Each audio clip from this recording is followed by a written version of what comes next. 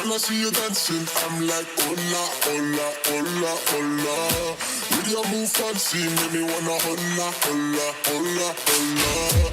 I got your attention, spending that moolah, moolah, moolah, moolah. I'm a drop poppin', pocket, swola, swola, swola, swola. You're listening to the Greeks Gridiron, live with Ethan Haristadoulou.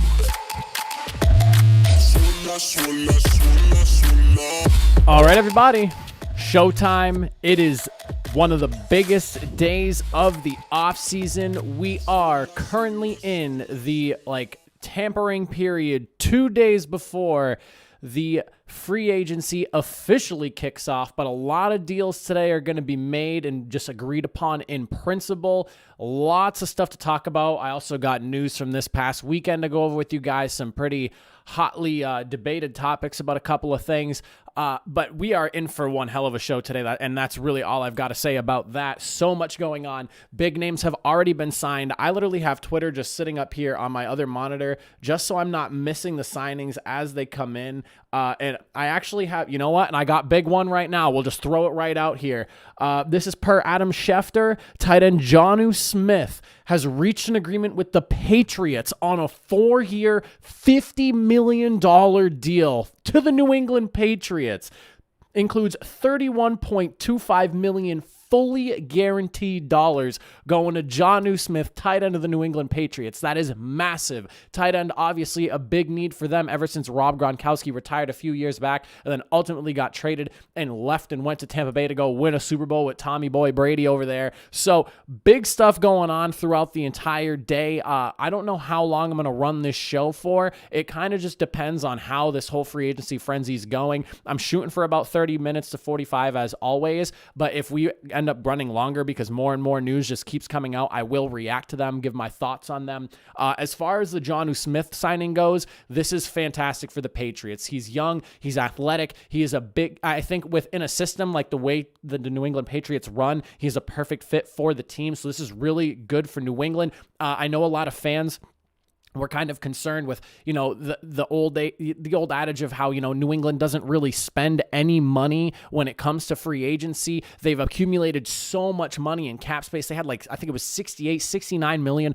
going into this offseason and this free agency period. So a lot of capital. They just re-signed Cam Newton, which we'll get into that a little bit later into the show. So big signing for them. Honestly, a good sign for New England fans as well, because now this shows that, all right, New England is actually willing to spend, and it also seems like they're more of in a win-now mode than some people might have actually thought based off that Cam Newton re-signing that just happened a few days ago. As far as for the question of the day, it's pretty much the same exact question from last Thursday. Who would you like your favorite team to pick up this week? There's already been a handful of notable signings so far today since the tampering period kicked off at 12 p.m. Eastern time, so a little bit over an hour ago. Shaq Barrett is officially back with the Tampa Bay Buccaneers. He signed a 4-year deal that is worth up to $72 million with the Bucs. Somehow the wizard over there that's doing all the accounting work and negotiation deals for the Buccaneers was able to put his cap next season, for this coming season, at $5.6 million. I have no idea how that even works out. I was looking at some of the numbers that some of the insiders were posting, but I just don't see how they're allocating all this money, and he's getting all this money next year, but he's only at a $5.6 million cap hit. Pretty crazy. On top of that, Kevin Zeitler, before the free agency period kicked off, because he was already a technically free agent, he signed a 3-year, $22.5 million deal with the Ravens. They're shoring up that offensive line, bringing in a perennial guard like Zeitler, somebody who's very good, who can shore up that offense, help improve the run game that's already been very strong in Baltimore, and only help protect someone like Lamar Jackson, who the passing game has not been as dominant as I think the team would like it to be. They had a fantastic showing the season prior. This past year, I think the offense, as far as passing goes, took a step back. So Zeitler's really big for them. A few other signings as well. Marcus Golden, a 2-year deal, $9 million with the Cardinals. He's heading that way. Romeo Okara decides to stay with the Lions on a 3-year, $39 million deal. He was expected to have a pretty decent market. He's going to be staying with the Lions. And then Pat Elflein, 3-year, $13.5 million deal. He's going to be staying he's going to be moving to the Carolina Panthers, leaving the New York Jets. He was just on this past season. So some really big signings already between Barrett, Zeitler, and then just now Jonnu Smith going to the New England Patriots. I'm very excited to see where some of these teams opt to go. I'm going to be just jumping off to the side here. And I'm just going to be kind of peeking at news as we go through the show. So if like you constantly see me just kind of looking to my right, it's because I have the updates over here just kind of coming in as they happen, so I can see what's going on and live report them to you guys as you watch the show. But outside of the free agency frenzy stuff, again, Barrett highlighting there. Jonnu Smith, big signing, highlighting there. There was a bunch of news this past weekend that broke off. The headlining news being that Drew Brees has officially retired from football, no longer a part of the New Orleans Saints. Congratulations to Drew Brees. On top of that, the Patriots re-signed Cam Newton this past Friday as well to a deal. The FCF playoffs were in full swing, and we had a couple of big upsets. I got both predictions for those games wrong, and there was also some big name QBs moving some money around to help their teams be able to make signings like Tom Brady, for instance, making some room so that they were able to keep Shaquille Barrett on the team. So we'll talk about all of that. First things first, though, I just want to give a big shout out to Drew Brees. 20 years in the NFL. Massive, massive, massive player in the league. Fantastic career. Look at the numbers. 172 and 114 record. 7,142 completions, 8,358 yards. He currently leads NFL for history in yards. 571 touchdowns as well through the air. Only QB with multiple 5,000-yard seasons, and he has 5 of them. So not only is he the only, but he's up 4 ahead of everybody else that's behind him. He's an All-Pro, 13-time Pro Bowler, Super Bowl champion.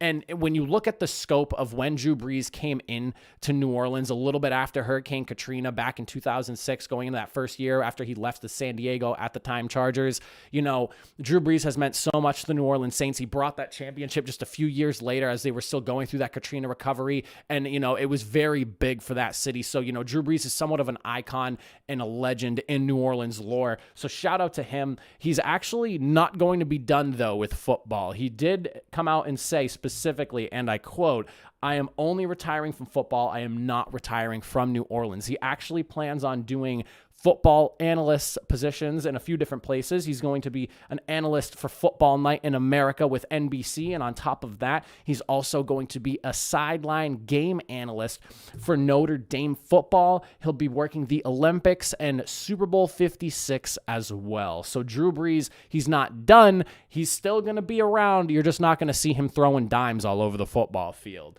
I'm going to go ahead and just take a quick little check here on these updates. It looks like another deal coming in. Devon Godchow agrees with the Patriots on a 2-year deal worth up to $16 million, and that includes $9 million fully guaranteed money. So the Patriots going ahead, shoring up the defensive line. The Patriots defense, already a strong unit. They weren't as strong last year because of so many players sitting out. And, obviously, a lot of people forget that. You had players like Hightower, Chung that weren't playing last year. Those are big pieces for their defense. They're coming back to play. They are going to be difference makers in this defense. Just a year prior, the Patriots defense was on another level. It was the offense that was absolutely terrible. So now you come in, you're getting all these defenders back, shoring up the D-line, bringing in someone like Devon Godchow. The Patriots, they look like they're spending that money. They had a lot of cap room, and we talked about this a lot. So a lot of cap space. They're spending that money. This is exactly what the Patriots needed to do. They needed to jump into win now mode.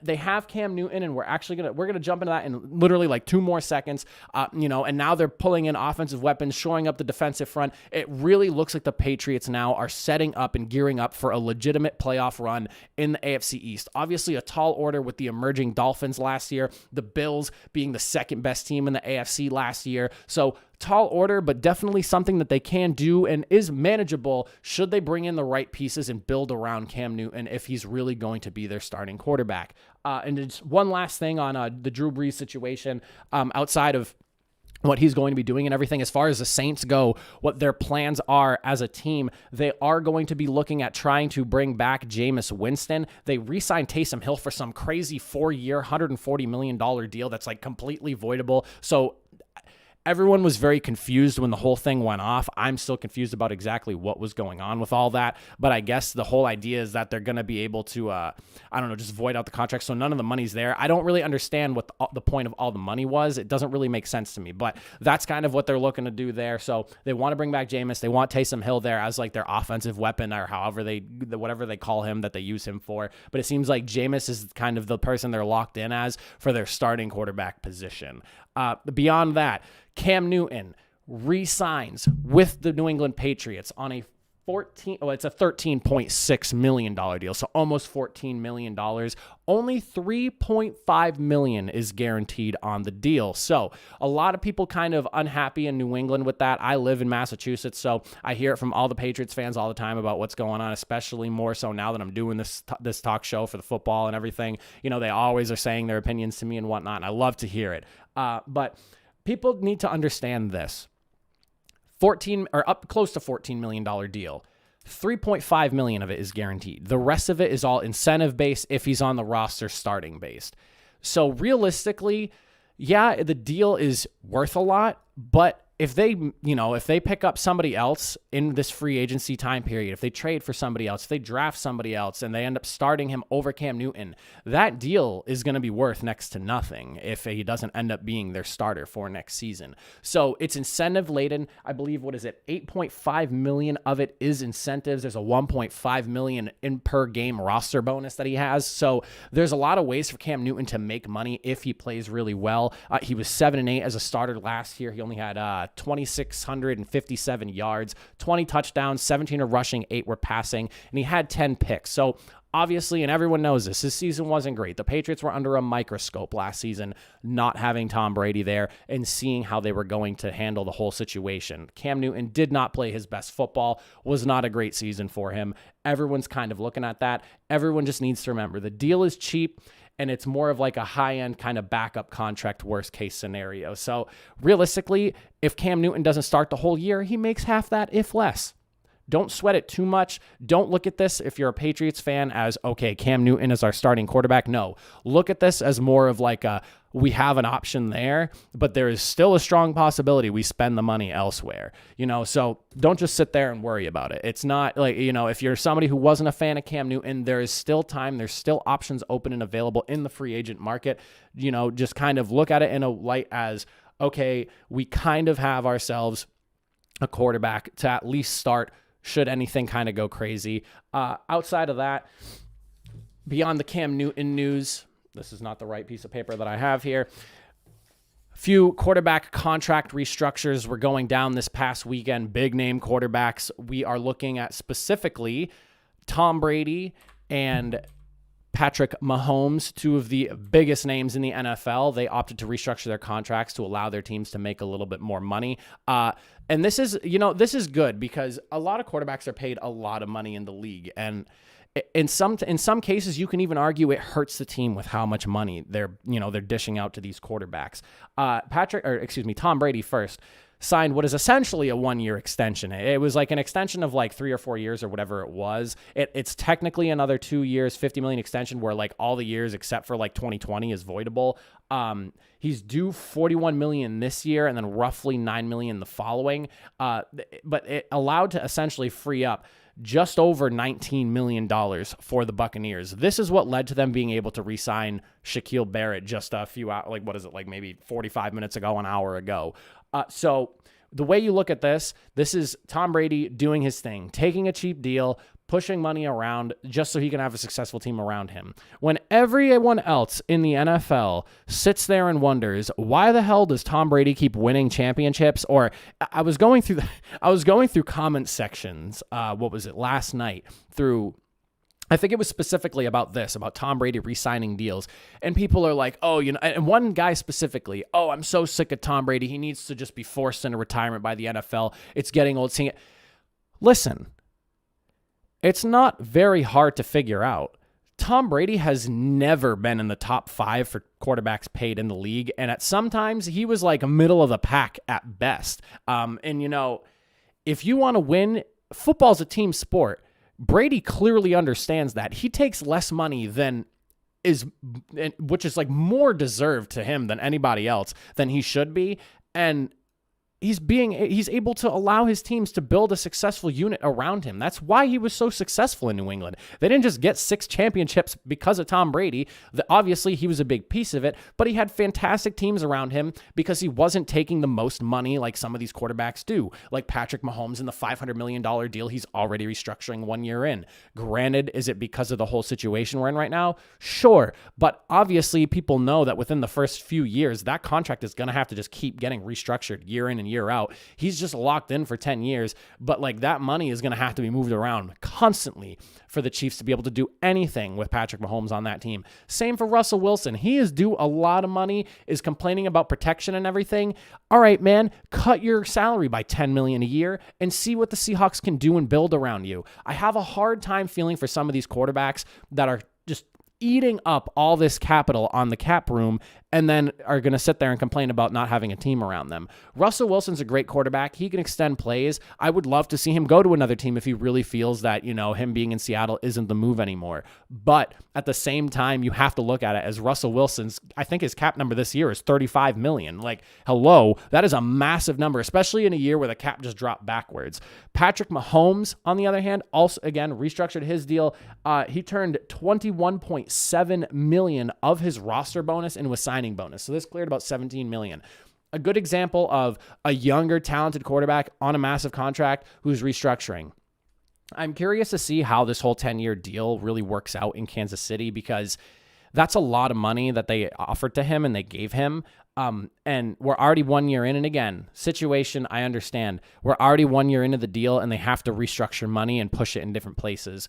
They're going to have to continuously do that. And if Patrick Mahomes wants to be a championship winner like he says he wants to be, and everyone assumes he wants to be, he's going to have to take less money as he goes through. The Chiefs are a very stacked team. The more money he allocates to the rest of the team and takes for himself, it's only going to benefit him. A lot of people they get caught up in the whole, why Tom Brady? Why does he keep winning? He has fantastic teams because he's not taking all this money. Quarterbacks need to understand that. If they want to be successful and leave a true legacy behind, do not take more money than everybody else in the league just because your contract is up and because you're very good at the position. If you want to be successful and you want that championship, your contract is the reason your team is not winning. Period. End of discussion. You can't really talk much about it. Outside of that, another little piece of news for those of you that are Indianapolis Colts fan. I am a Colts fan, for those of you that don't know that. And if it's not obvious with the 2 jerseys hanging above my head there, above the Breeze and Brady jerseys, Carson Wentz was pictured working out with Desmond Patman and Michael Pittman, 2 wide receivers on the Indianapolis Colts.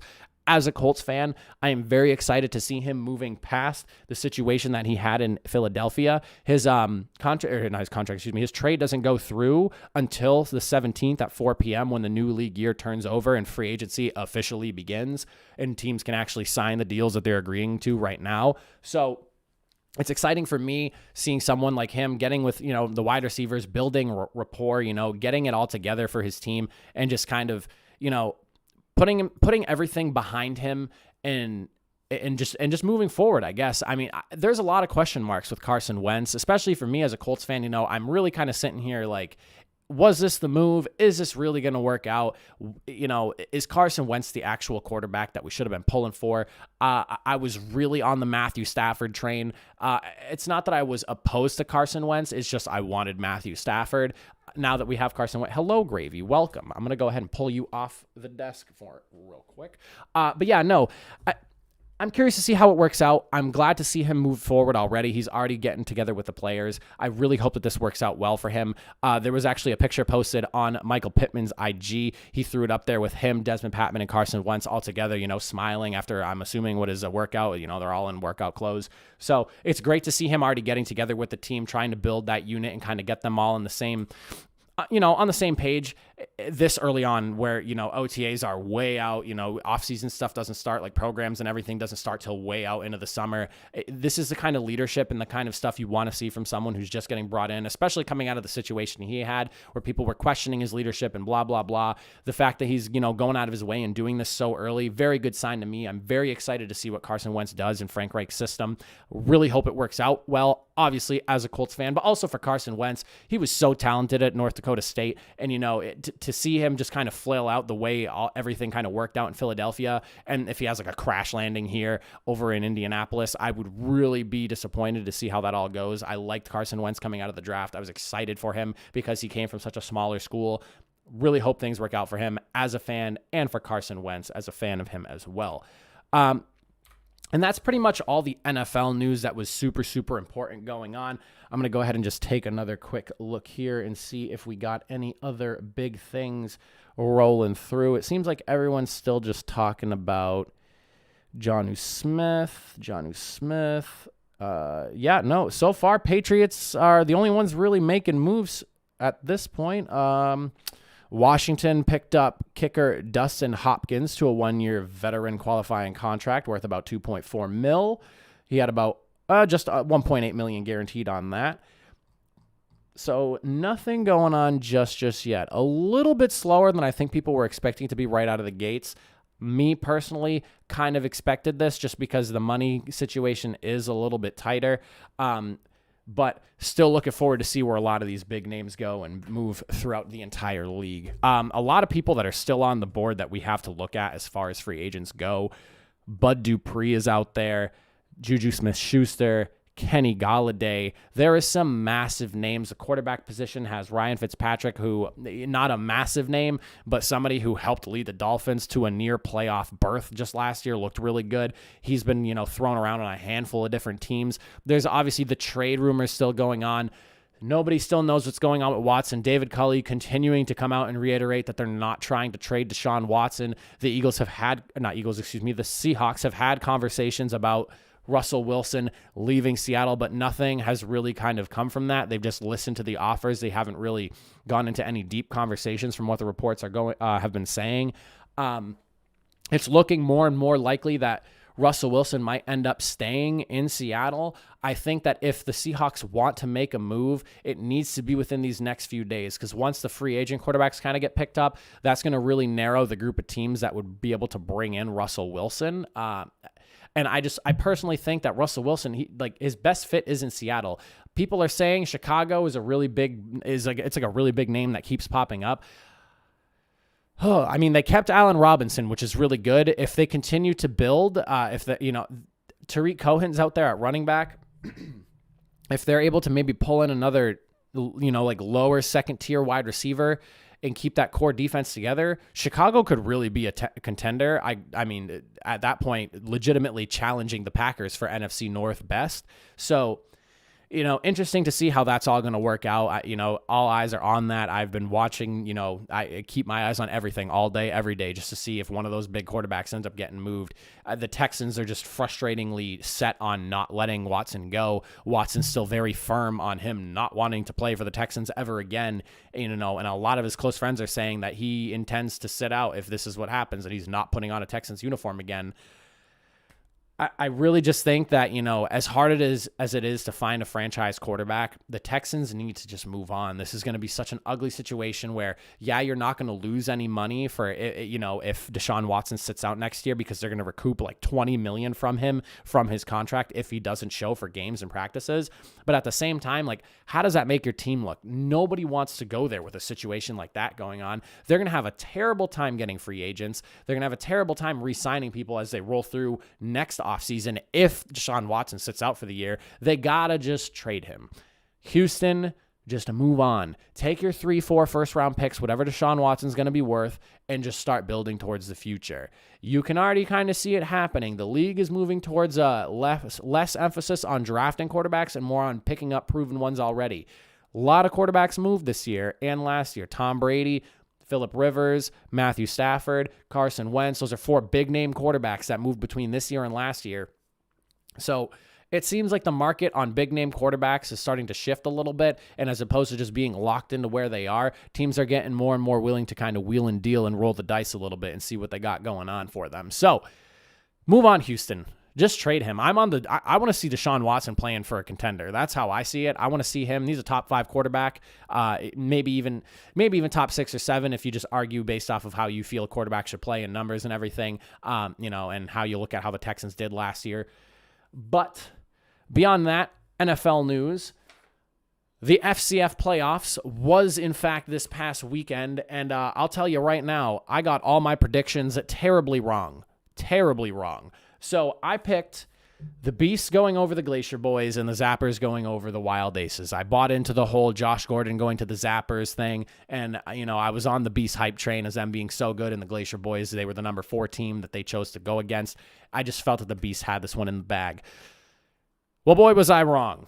The Glacier Boys, in a not just an upset, but a dominant display of upset, goes over the Beasts 38-20.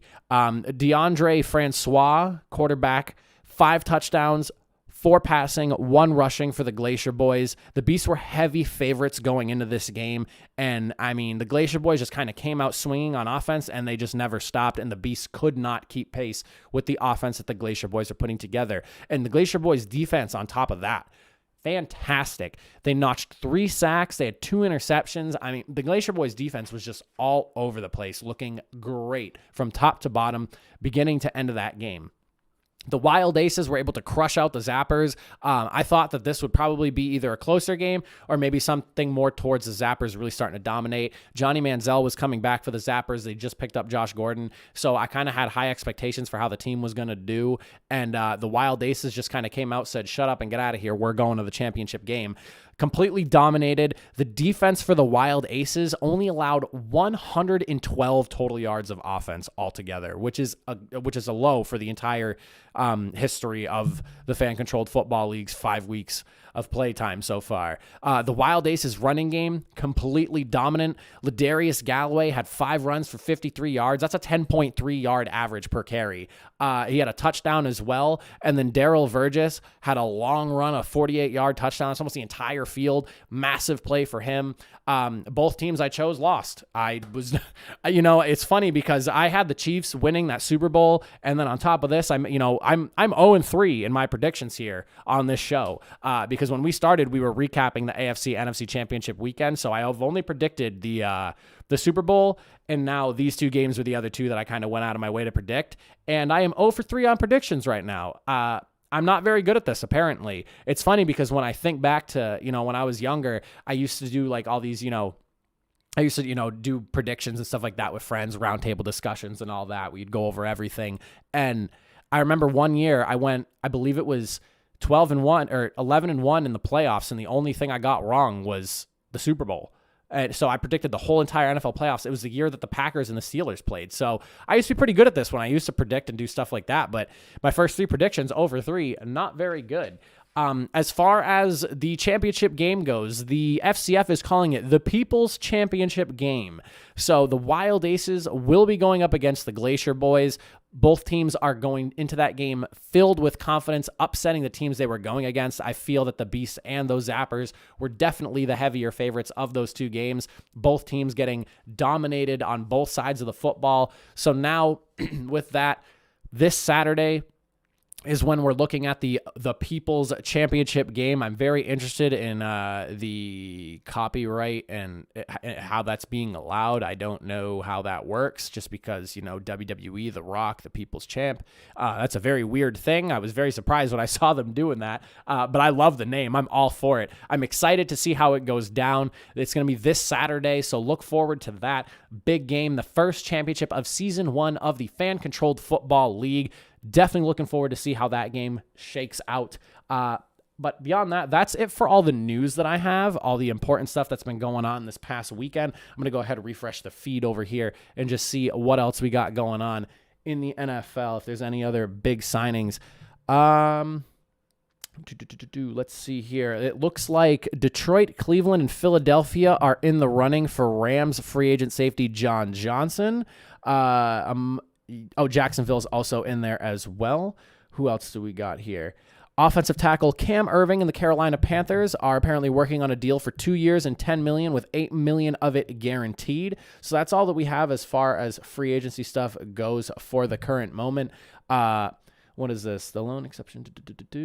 There are 4 such free agents. NFL clubs aren't allowed direct contact with players during the negotiating window, only their agents. Okay, so that's just a clarify. Yeah, so for those of you that did not know, the way this tampering period works is the teams are not allowed to contact players directly. It's just through agents. So they can't reach out to the players specifically, hence the whole like tampering period. They're not allowed to reach out to the actual players, just the agents themselves. There are 4 free agents that do not have agents specifically, and that is Larry Fitzgerald, Jacoby Brissett, Alfred Morris, and Richard Sherman. What's going on, Guy Chase? Welcome to the show. Glad you're enjoying it. But yeah, that's pretty much everything, I guess. I'm not going to hold you guys here, and if there's nothing popping off, I'm not just going to kind of keep the show running for no reason. I don't really have too much else to talk about. I keep refreshing the feed. Nothing's really going on at this moment. Let me just double check. No. That looks like everything as far as news goes. So again, just to recap for the day, free agent signings, and then I'll let you go. Shaquille Barrett has a 4-year, up to $72 million deal with the Buccaneers. Kevin Zeitler signed one earlier in the day, 3-year, $22.5. Jonnu Smith is going to the Patriots. That deal worth a lot of money. Guy, you're a Patriots fan. I know if you did not see this, they signed, I almost just said Dolphins, Jonnu Smith's deal worth 4 years, $50 million, 31.25 of that is guaranteed. They also signed Devon Godchow for $16 million. And then Marcus Golden, 2-year, $9 million deal with the Cardinals. Romeo Okara, 3-year, $39 million deal with the Lions. And Pat Elflin, 3-year, $13 million deal going to the Panthers. Question of the day, again, for those of you who maybe weren't here at the beginning. Free agency frenzy's going on. Who else do you want to see your team going after? Some big names already signed. If you're a Pats fan, you know that they got a lot of cap space. Who else do you think they should go after? Kenny Golladay, Juju Smith-Schuster, some big wide receivers sitting out there that would definitely be well worth the Patriots looking into, in my opinion. I know they just picked up a tight end, but they do need a receiver. That is for sure. But beyond that, as always, I am the host of the show. Make sure, or Ethan, obviously, make sure you check out our Instagram, Facebook, Twitter pages, all the social media. I'm most active on the Facebook page. I will be posting live updates all day today about who's going where as that information comes out. I got to update the page now since I was doing the show here. But follow along, see what we got going on. You can chat me on Twitter. My Instagram's more of a personal inside look at me specifically as a person as opposed to of the show. But without further ado, thank you all for joining. I appreciate you all for hanging out with me. Have a good rest of your Monday, everybody, and we'll catch you Thursday, same time, same place.